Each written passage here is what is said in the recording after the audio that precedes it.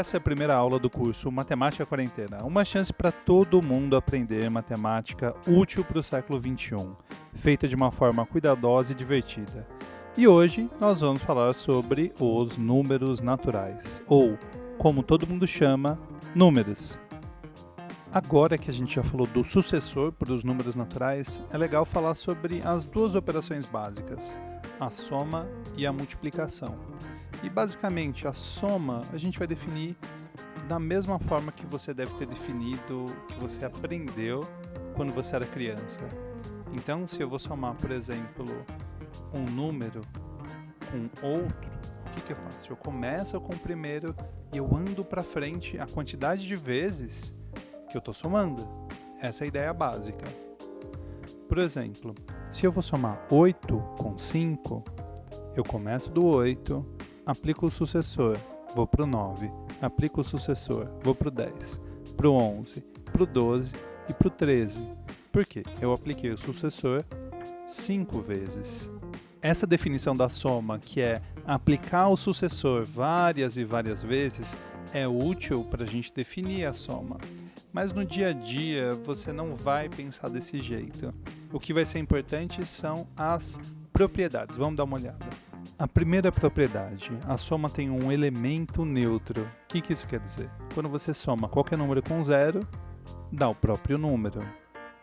A segunda propriedade, associatividade, ela diz o seguinte: quando você vai somar 3 números, não importa se você vai somar primeiro os 2 primeiros ou primeiro os 2 últimos, a soma sempre vai dar a mesma coisa. Tem também a comutatividade. Isso está falando para a gente que não importa se você vai somar A mais B ou B mais a soma não muda, não importa de quem você começa. Da mesma forma, a gente vai definir a multiplicação. Então, quando eu vou fazer A vezes N, o que eu quero dizer com isso? É A mais A mais A mais A, N vezes repetidas. E essa definição de multiplicação que, presta atenção, só serve para os números naturais, não vai servir depois. Então, o que é mais importante para a gente é entender as propriedades da multiplicação e não ficar exatamente em cima da definição. E essas propriedades são as seguintes: elemento neutro. A multiplicação também tem um elemento neutro. Nesse caso é o 1. Qualquer número multiplicado com 1 dá o próprio número. E da mesma forma que a soma, a multiplicação também é associativa e comutativa. Isso quer dizer basicamente que a ordem que você realiza uma multiplicação não faz diferença. E por último, você tem uma ponte que une o mundo da soma com o mundo da multiplicação. Essa ponte é a chamada propriedade distributiva. Muita gente também chama de colocar em evidência, fazer o chuveirinho, tem um monte de nome, mas para a gente vai ser a propriedade distributiva. E essa propriedade diz o quê?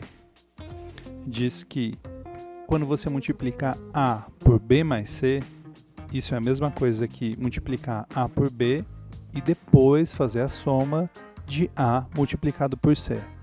Então, uma coisa importante, aqui eu já não usei parênteses, não sei se vocês repararam. E por quê? Porque eu estou usando a mesma convenção que todo mundo usa. Se você tem um sinal de multiplicação e um sinal de soma, primeiro você faz a multiplicação. Então, quando eu escrevo A vezes B mais A vezes C, você não pode fazer o B mais A ali, que está no meio. Não pode fazer. Primeiro o A vezes B, depois o A vezes C, e o resultado disso você soma. Então, eu falei bastante para a nossa primeira aula, espero que vocês tenham gostado e tem uma lista de exercícios esperando vocês. Um grande abraço e fiquem aqui para a próxima aula.